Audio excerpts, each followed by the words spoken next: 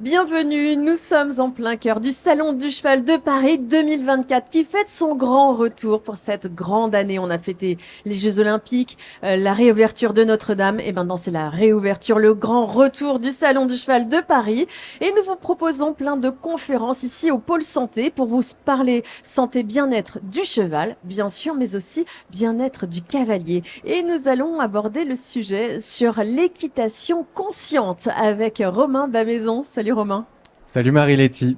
Alors avant d'essayer de comprendre ce qu'est l'équitation consciente, est-ce que tu pourrais te présenter, nous dire qui tu es? Je suis Romain Bamaison, un cavalier, je pense comme vous. Ça a été mon métier en saut d'obstacle pendant 8 ans. J'ai fait jusqu'à niveau Pro 1 et je suis aussi enseignant d'équitation. Je me suis reconverti quand j'avais 25 ans pour différentes raisons. Je me posais beaucoup de questions sur l'éthique. J'étais très perturbé par mon mental en compétition. C'est là que j'ai découvert la sophrologie, le développement personnel, etc. Bref, je me suis reconverti. Je me suis formé au coaching, à la sophrologie, à la méditation, à l'hypnose ericksonienne, à la programmation neurolinguistique et un peu au Reiki aussi, mais je l'utilise pas trop professionnellement. Et j'ai conservé des élèves et en fait, je me suis rendu compte que tous ces outils, ils pouvaient aider les cavaliers et du coup aider les chevaux. Qu'est-ce qui se passait justement dans ton mental quand tu parles de ton mental pendant la compétition? C'était quoi tes problématiques? Moi, j'avais un syndrome de l'imposteur, c'est-à-dire que je pensais ne pas mériter ce que j'avais. Et quand j'arrivais à quelque chose, je pensais que c'était pas grâce à moi. Et comme j'avais des stratagèmes mentaux qui me permettaient de convoquer mes capacités, m'imaginer que je suis quelqu'un d'autre ou prendre un modèle dans mon esprit, j'imaginais ensuite, après avoir réalisé un exercice réussi ou une performance en concours, que du coup, j'avais menti, que c'était pas moi. C'est ça le syndrome de l'imposteur, alors que peu importe les stratagèmes mentaux, si c'est nous qui faisons l'exercice, c'est bien nos capacités. Et, voilà. Et vos performances. Et vos performances, nos performances. Exactement. Ouais. Et donc après, c'est la sophrologie, c'est ça qui t'a amené à te recentrer sur toi et à découvrir que tu n'étais pas un imposteur. C'est ça un peu. Est-ce que je fais un raccourci? Oui, c'est ça. La sophrologue, donc j'ai consulté une sophrologue dans ces années-là. Elle m'a beaucoup aidé à gérer mon mental et mon stress au quotidien et en compétition. Et elle m'a permis d'identifier mes schémas comportementaux, mentaux, émotionnels. Et je dis souvent que identifier permet de se désidentifier. Et quelle libération! Lâcher prise. Ouais. La sophrologie, est-ce qu'on pourrait rappeler ce que c'est? La sophrologie, c'est une méthode psychocorporelle qui a été inventée par un neuropsychiatre dans les années 60 qui s'appelait Alfonso Caicedo, pour accompagner plutôt sur des traitements médicaux. La sophrologie, c'est l'alliance de mouvements, de respiration contrôlée et d'intention.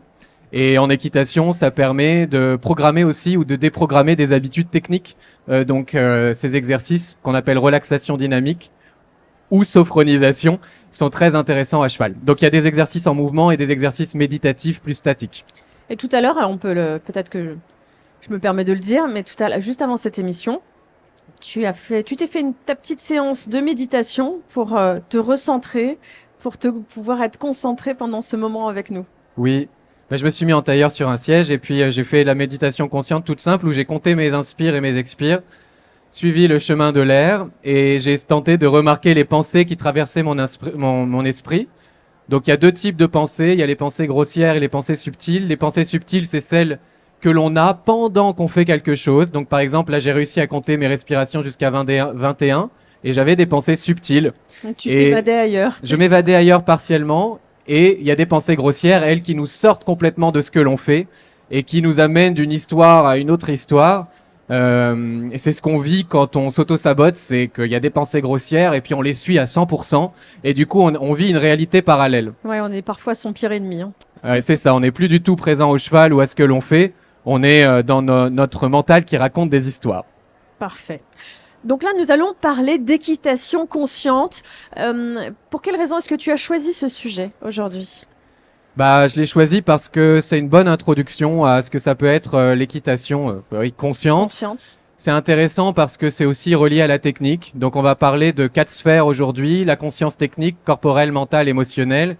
Et en fait, un bon cavalier ou des moments où on est dans un état de flow ou de fluidité, c'est quoi? C'est un moment où notre corps, notre esprit et nos émotions et notre technique sont alignés. Donc pour moi, c'est ça l'équitation consciente, c'est être conscient de ce que l'on pense, de ce que l'on fait corporellement, de ce que l'on ressent et du coup, de ce que l'on est à cheval. Voilà. Donc là, pour le coup, après, on parle technique, mais il faut d'abord traverser tout ça avant d'arriver Oui. sur la technique. Exact. Ok, alors tu nous as amené un schéma peut-être qui va nous aider à Oui, j'ai comprendre un petit peu. un schéma qui va. Voilà. Donc l'équitation consciente, on peut la résumer par schéma. Donc j'espère que ça va pas être trop perché et philosophique ou On va, intellectuel. on va rester concentré. On va rester concentré. Donc effectivement, en fait, une équitation consciente, c'est ça. C'est les quatre sphères, corps, mental, émotion et technique, qui s'embrassent les unes les autres. Et ce que je vous propose aujourd'hui, c'est de découvrir toutes les interdépendances. Notre vie, c'est de l'interdépendance, vous et moi, les éléments de la nature, le plus grand et le plus petit. Et en équitation, cette interdépendance, elle existe toujours. Donc je vous propose qu'on explore un par un chacune de ces interdépendances. D'accord. Donc d'abord dans la sphère corps. Oui. La première, c'est... Donc la première, c'est l'interdépendance entre la technique et le corps. Ça, je pense que c'est assez évident pour tous les cavaliers que l'on est. Nos actions corporelles, la manière d'engager nos muscles et nos articulations, la manière de nous placer sur le cheval, c'est très lié à la technique. C'est pratique. On pourrait dire c'est pratiquement que ça, mais on va voir qu'aussi que le corps, il est influencé évidemment par l'esprit et les émotions. On parle aussi dans les méthodes psychocorporelles, comme la sophrologie appliquée à l'équitation, comme la technique Alexander, de schéma corporel. Le schéma corporel, c'est la conscience interne que l'on a de son corps et qu'on a envie d'aller chercher quand on est cavalier. Parce que des fois, en fait, on est sur le cheval et on se rend pas trop compte de où est placé notre bas de jambe, de où sont nos mains, de comment fonctionnent nos articulations. Il y a même des dissymétries qui s'installent. L'esprit et le corps sont super intelligents, ils cherchent toujours à être en équilibre ensemble, et il se peut qu'un déséquilibre corporel devienne un déséquilibre de notre schéma corporel, c'est-à-dire qu'on pense être au milieu du cheval et symétrique, et en fait pas du tout. Est-ce que les étriers sont à la même hauteur? Voilà, Ça, oui. toujours cette grande question. Par exemple. Donc effectivement, quand on parle d'équitation consciente, il y a cette interdépendance entre mon corps, la conscience que j'en ai, et la technique.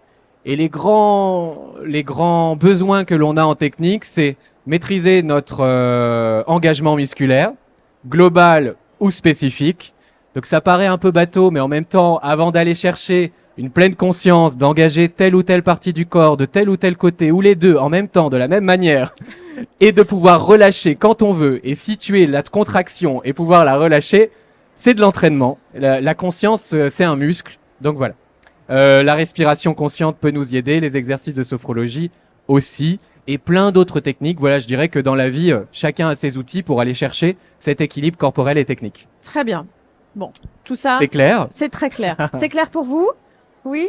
Ok. Vous pourrez poser vos questions si vous voulez. Oui, avec plaisir. Après.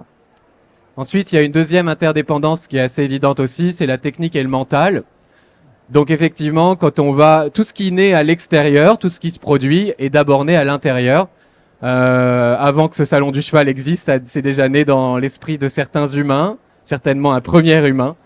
Nous, avant d'aller produire un parcours, un galop, une pirouette ou même une transition en fluidité, elle naît d'abord dans notre esprit.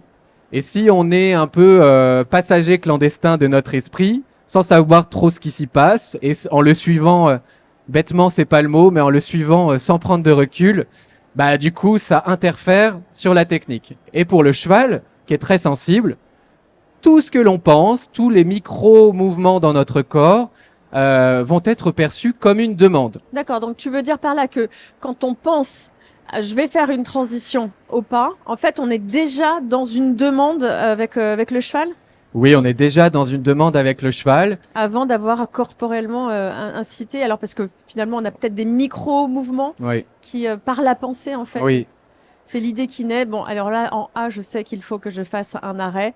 c'est ça, exactement. On y pense déjà dans le coin Oui. et en fait on est déjà dans cette démarche technique. Oui. Et l'idée de la conscience mentale, c'est d'arriver petit à petit à influencer les pensées que l'on souhaite créer au service de notre expérience à cheval et de ce que l'on demande. Mais avant ça, toute résistance provoque de la souffrance et tout ce à quoi on résiste persiste. Plus on veut pas penser à un truc, plus on y pense. Plus on veut pas ressentir une émotion, plus elle frappe fort à la porte pour rentrer et délivrer son message, qui est le besoin.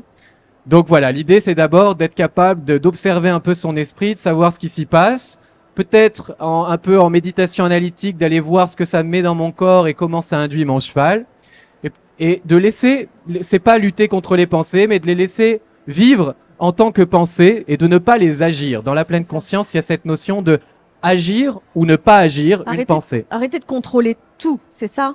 Ouais, on est un peu contrôle fric. Ouais. Et le cheval, il a déjà tellement d'aptitudes naturelles auxquelles on peut se remettre. Et si on est contrôle fric dans notre esprit et à vouloir maîtriser absolument toutes nos pensées, nos émotions sans les accepter, bah en fait, on crée beaucoup de crispation en nous. Et de refus. Et de refus. De blocage. Ouais, et puis après, c'est l'ego qui s'empare un peu pour maintenir un peu la survie dans l'identité. Je suis comme ci, je suis comme ça, gna gna gna gna. Et ça, avec les chevaux, ça marche pas beaucoup, quoi. D'accord. Sans compter tous ceux qui regardent après, qui vous regardent monter. Ça aussi, ça peut influer. Oui, donc un peu de conscience mentale peut nous permettre de faire de la place pour la technique et des indications claires à partir de la neutralité. On va voir que oui, la neutralité, c'est la finalité de ces 4 sphères. Évidemment. Ensuite, on a l'influence corps-émotion. Évidemment, les émotions, on est capable de les ressentir, de les connaître à travers notre corps, qui est un peu notre grille de lecture émotionnelle. Donc on comprend bien qu'il y a une interdépendance des émotions et du corps. Comme on a vu qu'il y avait une interdépendance du corps et de la technique, ben on comprend bien que nos émotions, de manière détournée ou directe, vont influencer notre technique, les demandes que l'on fait au cheval, et si on est symétrique ou pas, par exemple, et notre disponibilité articulaire pour du liant, par exemple. Voilà, donc c'était très intéressant. Vous savez ce que c'est le liant? Ah oui. Oui, tout le monde sait. Est-ce qu'on peut juste rappeler? Parce que c'est un terme qu'on emploie beaucoup en voltige notamment, et puis les Allemands aussi, l'équitation allemande est très dans ce terme-là. Mais est-ce que ici, je suis pas sûre qu'on connaisse bien. Liant, donc c'est la capacité à être lié ici au cheval. Et comme le cheval bouge, et bah du coup dans le mouvement, c'est la capacité à être synchrone avec le mouvement du cheval. Et ça peut paraître évident, mais quand on observe autour de nous ou même chez nous dans notre équitation, il y a beaucoup de positions figées, de mains très dans le garrot ou vers la moumoute de l'amortisseur. Et le liant, c'est la capacité à être cohérent et à suivre le mouvement qu'on a demandé. Parce que souvent on demande un truc et puis des fois on est un peu contraire. Par exemple, je fais une transition, je sais pas, trop pas. Si je m'assois fort dans la selle derrière et que je garde finalement de l'impulsion avec mon assiette, c'est pas cohérent. C'est incohérent. Ou si je demande le trop pas, une fois que j'ai le pas, si je suis pas capable avec du liant de suivre la bascule tête en colure du pas, je punis mon cheval qui m'ait donné la transition que je souhaitais. Donc voilà, c'est ça le liant. Et pour une aparté, en Allemagne justement, on apprend avant d'aller passer à cheval et d'être individu à cheval, eh bien, on fait d'abord de la voltige pour apprendre le liant. Génial. Et tant qu'on n'a pas ce liant, on ne passe pas vraiment en équitation. Ouais, c'est excellent. Bon, on devrait même ouais, on devrait même inclure de la gymnastique ou des exercices.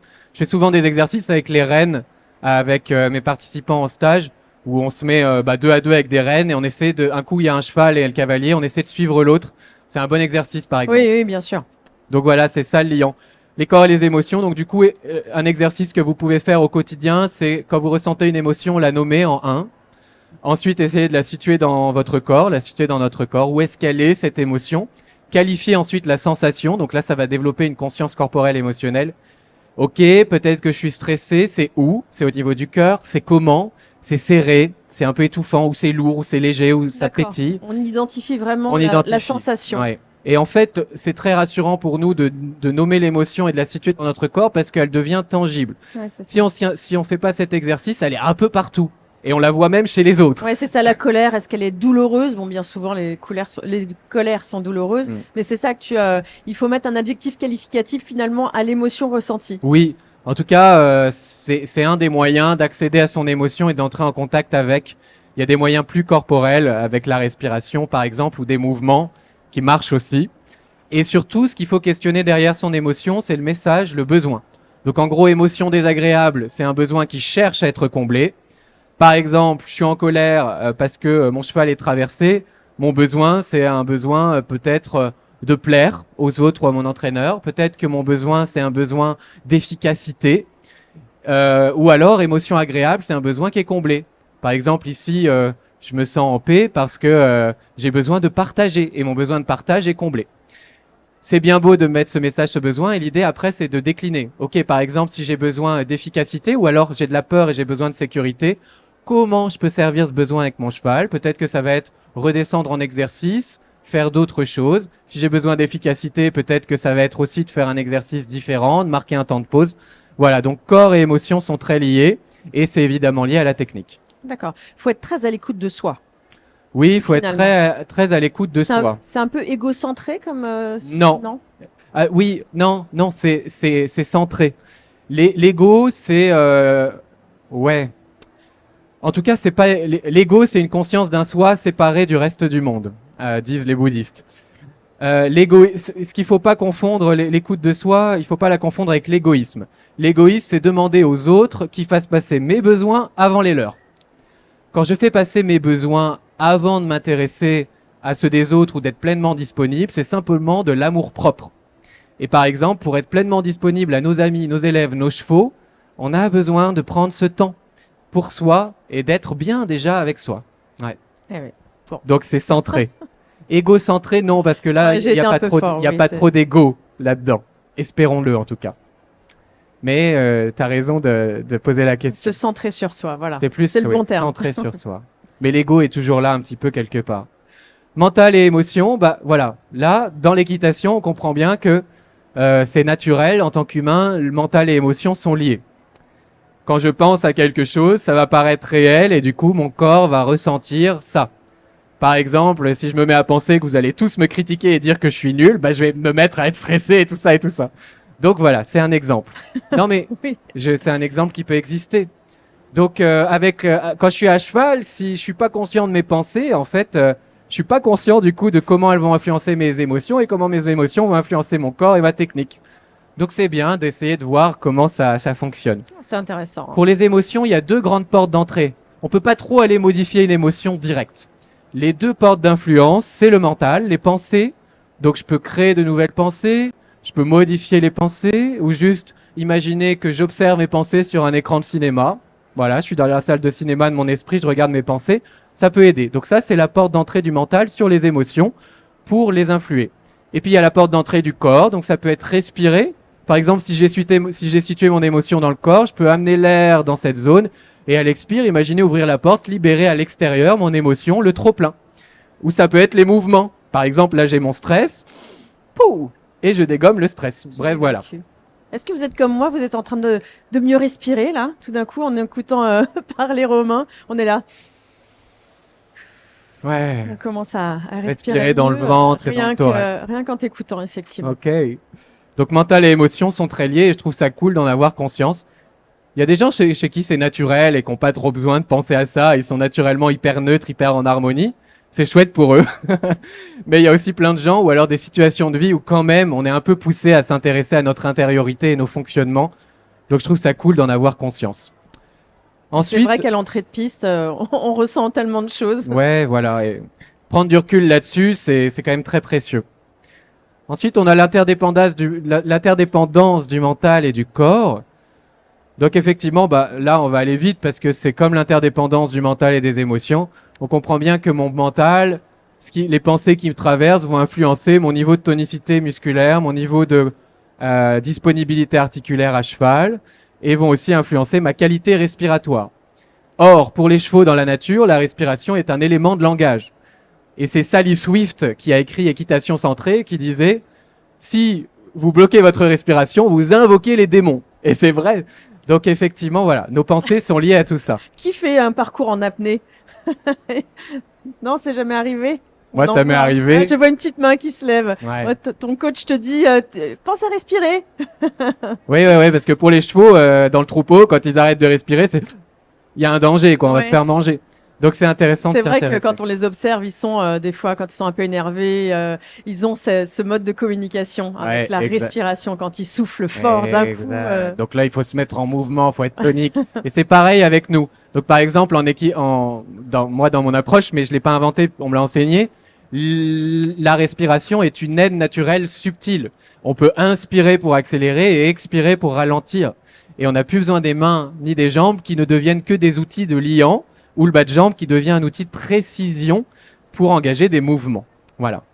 Donc, dans les aides naturelles subtiles, il y a la respiration, la pensée et le regard. Par exemple, si je veux partir au galop du pas, je vais penser à mon départ au galop, je vais projeter mon regard avec détermination et en plaçant mes aides subtilement, je vais inspirer un grand coup.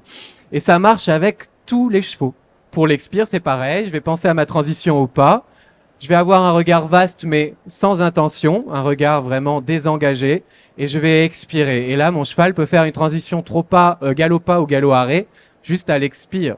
Mais bien sûr, il faut que le corps soit aligné et qu'il y ait un alignement dans la longueur du corps, les talons, les hanches et les épaules pour que le cavalier reste neutre dans son équilibre. Bref. Ça veut dire que les transitions ascendantes seraient plus dans L'inspire, ouais. une inspiration, alors que les transitions descendantes seraient plus dans l'expiration. Ouais. Donc, c'est-à-dire le relâchement, en fait. Exact. Ouais. Si tu veux, je te propose un exercice juste pour le tester. Tu peux te mettre debout. Ça, c'était pas prévu. Désolée pour le cadre. Je sais pas On va si, rester là et je vais Ouais. mettre derrière toi. Et je vais faire l'étape de penser à mon départ, regarder loin avec détermination, puis inspirer. je Et on va, place ma jambe, hein. et on va voir, toi tu joues le cheval, on va voir si tu pars. Pars pas au triple galop. Hein. Donc Attends, pour l'instant, évidemment, faut que je me concentre quand même. avant de demander quelque chose, je vais d'abord faire la neutralité. Penser à rien et respirer profondément. Et puis je vais penser à mon départ au pas. Je vais regarder loin et j'inspire. Je vous assure, on ne s'est pas entraîné. Et puis je vais faire pareil pour passer à l'arrêt. Donc pour l'instant, je marche avec mon cheval. Attends, j'ouvre les yeux quand même parce que. Oui, ouvre les yeux. Je vais penser à l'arrêt. Je vais me relâcher et expirer. Et voilà. Et par exemple, en stage ou en formation pour les enseignants sophro-équitation, on fait ça. J'étais un bon cheval ou pas? T'es un très bon cheval. J'ai envie de sauter plein de parcours de saut d'obstacles avec toi. Non, Je vais retirer cette phrase. c'est un peu bizarre, mais bon. C'était tellement bizarre de dire ça, enfin. Ok, mais tu vois, en fait, c'est naturel. Et on peut aller chercher plus d'harmonie et de subtilité dans notre équitation avec toutes ces consciences. Voilà. Enfin, on a la technique et les émotions. J'ai Alors, bien fait de venir, j'en apprends des choses. la technique Ça et va, les... on est dans les 8 temps. minutes, tout va bien. On respire profondément. Il y a aussi, du coup, cette interdépendance de la technique et des émotions. Les émotions, elles vont donner un peu notre ADN de notre équitation. Si je suis en colère, on comprend bien que je risque d'être un peu plus contracté, un peu plus incisif, peut-être pas très organisé dans mes demandes. Ouais.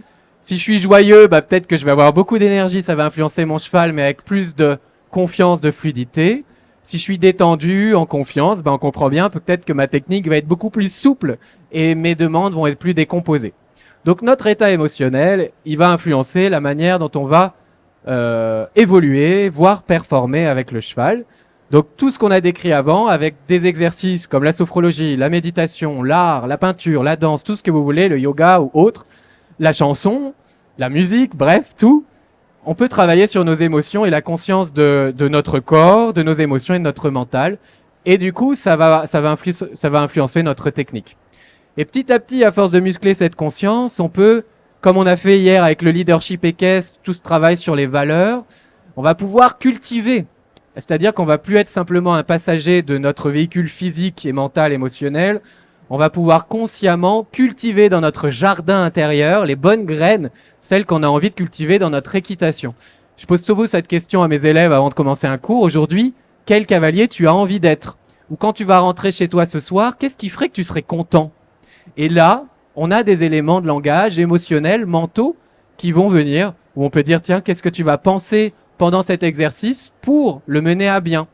Comment tu vas te sentir, etc. Qu'est-ce que tu vas faire dans tes gestes? D'accord, si c'est du partage, de la performance ou l'efficacité, Ouais. des choses comme ça. Et je vais D'accord. penser à ça et ça à tel moment, je vais me sentir comme ça dans mon corps. Donc Ça- on mentalise déjà la séance Ouais. et finalement ça se décline sur un parcours, sur le carré de dressage. Exact. D'accord. Ouais. Et ça, c'est presque de la On se PNL. projette sur son objectif, on le mentalise, c'est ça? Oui. Si j'ai bien compris. Hein. Et on le décortique sur les 3 plans de l'être, le mental, le corps et les émotions. Donc le corps, ça peut être aussi les comportements. En programmation neurolinguistique, on parle de l'index de computation, que moi j'appelle index de réalité. Et en fait, notre réalité, donc à chaque fois, moi je vis ma réalité, jamais la réalité. Elle est influencée par mes pensées, mes émotions, ce que je ressens, et mes comportements, mes actions corporelles. C'est que ça. computation, j'essaierai de le placer au Scrabble. C'est ça. Je pense que ça vaut des points. Voilà. Computation. Et enfin, on arrive à ce que l'on souhaite, cette équitation consciente qui n'est ni plus ni moins que l'addition de cette conscience corporelle, mentale, émotionnelle et technique. Évidemment, c'est très bien tout ça, le corps, les émotions et le mental, mais il faut aussi aller chercher de la technique avec des enseignants qui nous correspondent, des ouvrages, etc. Aujourd'hui, on a accès à beaucoup d'infos, c'est chouette, en regardant des cavaliers qu'on adore évoluer en compétition et puis essayer d'analyser. Et comme on est doué de mimétisme en plus, on peut ensuite à cheval, comme je vous le disais au début, imaginer qu'on est ce cavalier, essayer de sentir un peu comment ça fonctionne chez nous quand on a l'image de ce cavalier. Bref, Donc c'est ça l'équitation consciente. c'est ça l'équitation consciente, c'est ces 4 sphères qui s'embrassent. Et je crois, en tout cas, pour moi qui est un être sensible et qui réfléchit beaucoup, j'ai besoin de conceptualiser. Je crois que de toute façon, les cavaliers sont d'une manière générale sensibles. Oui. On vient pas à l'équitation, on n'en vient pas à côtoyer les chevaux si on n'a pas une vraie sensibilité. Je pense ne pas trop me tromper en disant ça. Carrément. Et parfois, sur cette base de sensibilité tellement belle, il y a plein de couches qui viennent un peu bloquer ce contact de cœur à cœur ou de corps à corps avec le cheval. Et du coup, la pleine conscience ou l'équitation consciente permet de remplir tout ce qui nous compose pour être vraiment être avec le cheval. En pleine conscience. Il nous reste un petit peu de temps. Il y avait un petit exercice que tu voulais nous faire faire. Honnêtement, je pense que ça va être difficile. C'est un exercice qui prend un quart d'heure. D'accord. Moi, je suis un peu ambitieux, alors du coup, j'ai mis beaucoup de trucs, mais vous pouvez l'écouter sur le podcast Équitation consciente. C'est un exercice qui s'appelle le scan pleine conscience, où on scanne le corps, les zones de tension, on les situe. Ensuite, on va les chercher avec l'inspire. Et à l'expire, on les libère ou on les accentue si elles sont positives. On fait pareil pour les émotions. Et ensuite, on va observer les pensées. C'est un exercice que je fais en introduction de tous mes stages. On est d'abord à pied avec le cheval et on fait ce scan de pleine conscience pour voir comment on est dans notre computation. Le corps, le mental et les émotions. Ouais. Donc, on va pas le faire ici. En plus, il y a beaucoup de stimuli. Ouais. Il faudrait être un méditant expérimenté pour se mettre là-dedans tout de suite. Mais on pourrait peut-être prendre les questions. Est-ce qu'il y a des questions? C'est quelque chose que vous connaissiez? Qui pratique déjà l'équitation consciente? De la sophrologie, madame, vous pratiquez un peu? Est-ce que vous voulez venir partager un petit mot avec nous? Ça fait pas mal, hein? Ça peut apporter. Venez nous rejoindre. Venez me rejoindre juste ici. Comment vous en êtes venu à l'équitation consciente? Bonjour, avec la méthode Alexander. Ah oui. Et voilà. Et du coup, j'ai suivi aussi l'arrivée via les réseaux sociaux de Romain. Et c'est des apports bénéfiques. Donc, à partir du moment où on a déjà l'expérience d'un stage concret, pratique à cheval, les blocs se mettent plus facilement en route. Ouais. Voilà. Après, ma technique n'est pas forcément énorme, donc on est toujours en train d'essayer de se dire qu'on peut progresser même à tout niveau. Enfin, voilà. Oui, c'est Mais clair. c'est rester cohérent avec C'est soi. cohérent. Ouais, complètement. Merci. Merci à vous, Merci. merci de votre témoignage. Est-ce que d'autres personnes auraient D'autres- envie de poser une question? Qui pratique de la sophrologie ou de la méditation? Non, ça vous donne envie, en tout cas, quand vous entendez Romain vous expliquer l'équitation consciente, est-ce que ça vous donne envie d'essayer, de vous faire une petite introspection sur vos émotions, et sur ce que vos émotions influent sur votre technique? Ça vous parle? Ouais, j'ai l'impression que ça... tout le monde est resté, en tout cas, tout au long de la conférence. Exact. Donc, ouais, c'est cool. Donc, où est-ce qu'on te retrouve? Est-ce que tu peux nous redire donc ton podcast gratuit? Oui. Il est sur Équitation Consciente. Donc, il s'appelle Sophro Équitation, le Sophro-Équitation. podcast. Il est sur toutes les plateformes d'écoute, YouTube, Spotify, Apple Podcast, Amazon, Deezer, etc. D'accord, toutes les plateformes Toutes les d'écoute. plateformes Tu les as d'écoute. toutes citées. Ouais, exact. Et puis, vous pouvez me retrouver soit en tapant Romain Bamaison, soit Sophro Équitation, sur tous les réseaux. Donc, il y a Instagram, effectivement, où j'essaye de mettre pas mal de contenu, des réels, où je commente, etc. Il y a TikTok, Facebook, LinkedIn, On te retrouve partout, en Instagram, gros, c'est ça. partout, ouais. Incontournable, Et- Robin Bamaison. Je sais pas, mais et il y a le site internet où il y a tout aussi. Et il y a un programme en ligne sur le site internet avec plein de contenus de techniques, de développement personnel et 60 exercices de sophrologie à visée équestre. Donc voilà, Ouais, c'est chouette. Ça, franchement, c'est chouette. Merci et bravo. merci Est-ce à que tu toi. montes toujours à cheval? Oui, je monte toujours à cheval et je prends des cours avec Véronique Bartin de la technique Alexander, D'accord. qui est une technique très complémentaire et dans la même philosophie. Je prends toujours des cours, j'observe toujours les cavaliers et j'essaie de m'améliorer parce que moi aussi, je prends des défauts, des dissymétries qui s'installent et du coup, il faut un regard extérieur pour travailler. Et tu prends toujours autant de plaisir. Ah oui, oui, oui. Et puis avec tous ces outils-là, surtout, je suis beaucoup plus à l'aise dans mon corps et dans ma tête. Et voilà, donc je profite beaucoup plus des sensations et de la technique avec le cheval. Merci Romain. Merci à toi. Merci à vous. Bonne fin de salon à toi. Et nous, on se retrouve dans un instant pour une nouvelle conférence. À tout de suite.